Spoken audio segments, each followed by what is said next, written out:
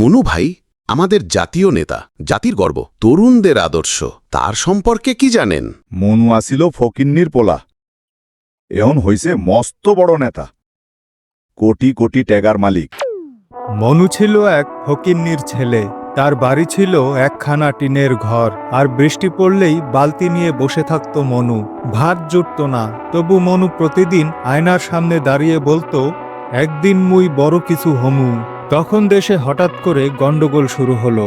বিরোধী দল সরকার পতনের আন্দোলন করছে।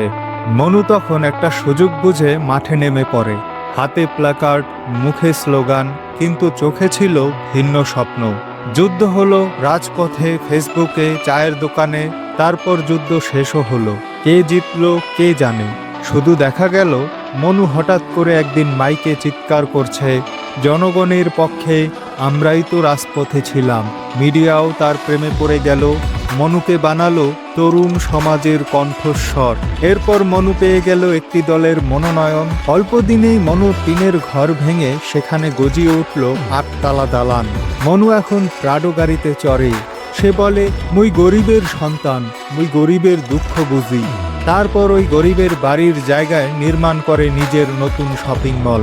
কেউ যদি প্রশ্ন তোলে, মনু ভাই এত দ্রুত এত কিছু কিভাবে? মনু হেসে বলে, ভাই এগুলা সব জনগণের ভালোবাসা। আজ যা কিছু করছি সব জনগণের জন্য, দেশের জন্য। টাকার কথা জিজ্ঞেস করতে আছেন? এগুলা সব মানুষের ডোনেশন।